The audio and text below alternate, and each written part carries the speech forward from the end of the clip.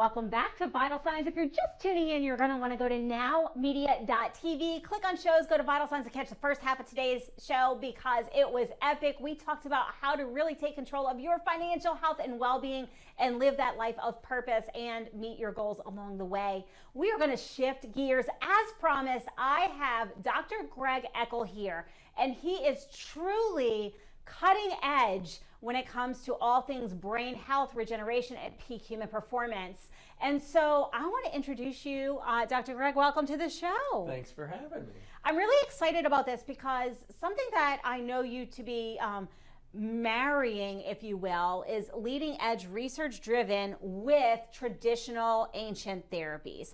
Talk to me a little bit about holistic healing and that whole detect, correct, protect mentality that you have. Yeah, so this is blending the best of the ancients with cutting edge therapeutics and research today. You know, longevity is not a new concept, Jen. Really? Yeah, for real. The ancient emperors of China were obsessed with longevity. They pulled in the best physicians, the best acupuncturists, the best therapeutics to extend their lives into their 70s. Now we're living at an age where the concept is don't die. The change that we are going to see in medicine over the next 10 years is phenomenal. And even today, blending these ancient techniques, I have a master's of science in Oriental medicine, with naturopathic medicine on par with traditional Western medicine, using natural therapeutics, integrative medicine, perhaps you've heard of that. Mm-hmm. We're treating whole people, heart-centered dynamic beings moving through time and space. So we don't treat pieces and parts. The best healthcare on the planet is someone that actually listens to you and can incorporate the best modalities of all of the systems together. I absolutely couldn't agree more. And, you know, too many times in traditional medicine, I come from traditional medicine, and it's, oh, you have a knee pain, I'm only going to look at your knee. I'm not going to look at the hip or the spine or the foot or anything else, or your mechanics, anything that goes into that. There was that old song, the knee bone is connected to the leg bone. I know, but you know, like it's really something that we've kind of been societally directed towards. Yeah. And so what you're talking about, I love, it's what the show is about. Peak human performance, really taking control of our greatest asset, our health, is about holistically addressing ourselves as human beings. But there's a little bit of an education gap there. So talk to me about how someone who is sitting watching, how do they start this process and become open to this? Because a lot of times they're in that traditional model. You know, it's really unfortunate. We have been maybe dumbed down a little bit. Like that reductionist method, while it works for certain things, when you look at life expectancy in North America, it's actually dropping. The first time ever in human history, the clocks are turning back. So our lifespan is getting shorter. So if you want to stay in that model, by all means, stay in that model. No thanks. Yeah. Let's record scratch. And then I'm going to ask another question, because longevity is one thing, but just because we're living longer doesn't mean we're living quality. So talk to me about how important it is what you're doing brings us health span, because that's what it really is, folks. It's health span. We want to be healthy and have quality of life throughout our lifespan. It is. It really is the concept of, you know, when I would say in front of audiences, like, I want to live to be 156 years old, there'd be silence just like that. And you could hear a pin drop and people would look at you like, are you insane, doctor? Have you seen them out there? They're diseased, they're sick, they're drugged, they're not doing well. Like, I don't want to live like that. I came across a lawyer up in Park City, Utah, where I came down from. And he was out shoveling his driveway, retired, 79-year-old. He said, what are you guys doing? I said, I've got a longevity clinic, peak performance right here in Park City. He said, oh, I don't want to live that long. I'm like, what are you doing with the best years of your life? You know, 90 can be the new 30 at this point. We can measure our biologic age, how old our cells think they are. And we're actually turning the clock back on time. What? Who here wants to turn turn back the clock on time. Yes, I'm one of them. Yeah. So let's talk about that, because you are doing things specifically in brain health. That's right. Brain, and you've been doing a lot of work. I know you've got some cutting edge stuff that we're going to share as well, but talk to me about how that evolution came to be, because you're talking about longevity and health span, but brain health is a huge aspect of that. It's massive. You know, I had my Nana, Ethel J. Bloom, had dementia for a decade. And, you know, farm gal from central Pennsylvania, and remembering, you know, and maybe we can relate out there, like by 2030, half the population over 65 years old will have some type of mild cognitive impairment. Now, I don't say that to scare us, but it is a massive wake-up call that we need to change something.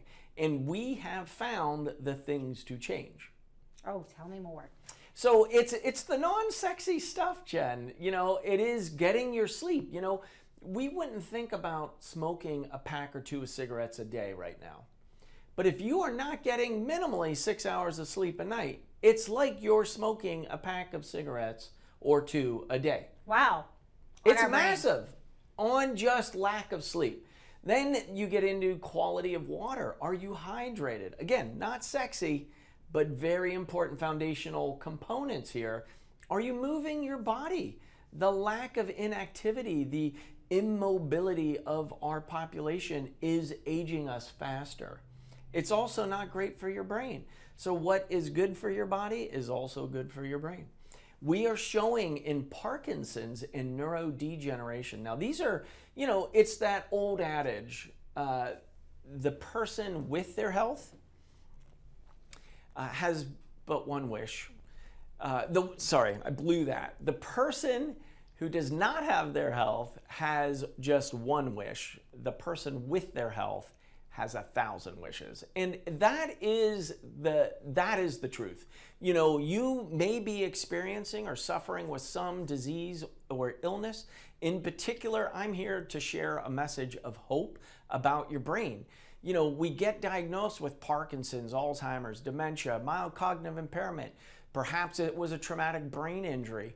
Or if you're just not performing to the level that you want, you have brain fog, fatigue, just kind of malaise, all of those things, there are so many things we can put in for you. And it starts with those basics that I was just talking about. And then, you know, we just published, and I hope I'm not jumping out of turn here, but I can't wait to share it with your viewers and listeners out there. We just published on Parkinson's reversal. And I pause for that because it might seem unreal to many people. January 6, 2025, put that in your notebooks, because that is the day history was made, and it's a tidal wave coming at you this year in 2025. And so we are so excited that you have us on here to share this with folks. Look, if the therapies and the techniques in the Eckel protocol, and I did trademark it, I know, very humble of me. However, it is 25 years of my life's work to get to this point. And we have a certain methodology and an order of therapeutics to actually get people's lives back. And I say that with a lot of humbleness, because it's my patients really entrusting their health with us, stepping out into the unknown where there wasn't a solution before. They get 100% of me, my heart, my team, and we work hard every day looking for better, faster results for people. You know, and I really love that you've had the results and you are published. So congratulations. I mean, that's huge. Reversal of Parkinson's. That's something that I didn't know I was going to hear in my lifetime. And we all know that there's been people impacted by that. Almost all of us know someone who's impacted. And I just want to reiterate something that you said.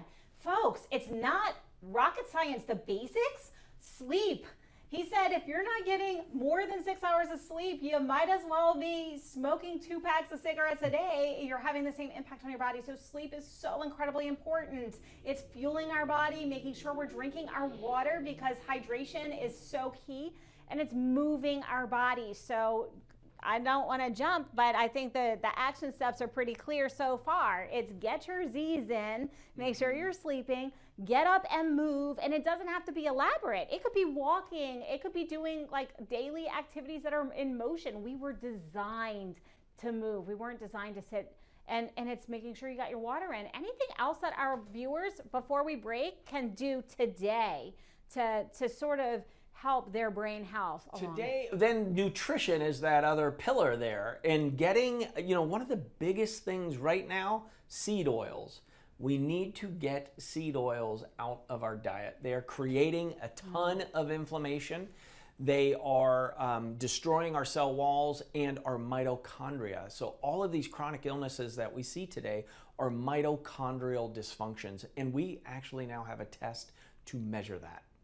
That's fantastic. And so let's elaborate a little bit more. Seed oils, what are we looking for on our labels? Canola oil, massive.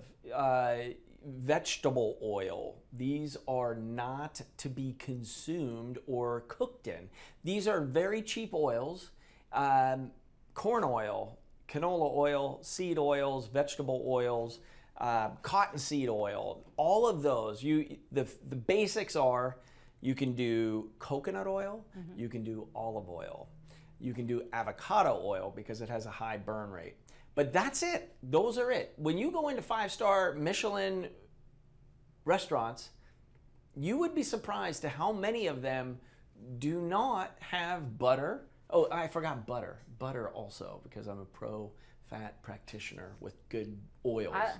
So butter is okay, or butter is not? Butter is okay. Oh, thank goodness! Because Yes. I cook in butter. I am half Cajun, Organic. half Sicilian. You got to get organic though, Yep, because yep. it concentrates toxins in animal fat. We concentrate toxins in our fat. Same thing with the cows. They'll concentrate toxins in their fat. So if you want non-organic butter, you're getting a stick of toxins delivered to you. Yeah, let's not do that. Let's not do that. No. And so it's whole food diet. So staying to the outside of the shopping, don't go into the processed food. Don't get things in boxes. Now I know this is like very different than the way that we were raised or the way that we've been programmed into ease and deliciousness and flavor, but it's killing us. Well, I want to say something to that, though, because I'm a whole food diet kind of girl, and I grew up on that and then was in the whole fat-free shift when they told us that we have to eliminate fat. Yep. And so I started well, and then there was this time where processed and fat-free and all that became the thing. Yep. And when I took myself back to Whole Foods, I'm going to say that I find that more flavorful than the things in boxes, because what's in boxes is salt and sugar. Right. And that burns out all the other flavors. Tastes delicious and is highly addictive, right? Yeah, I can't even do it. Actually, I'll tell you a brief story. Like I was with my husband, and he had a gift for Christmas, and it was milk chocolate. I have not eaten milk chocolate in forever. I'm a 92% cocoa girl, and I like a little square of that to satiate that. Yeah. But I couldn't eat it. Yeah. It burned my tongue with the sugar.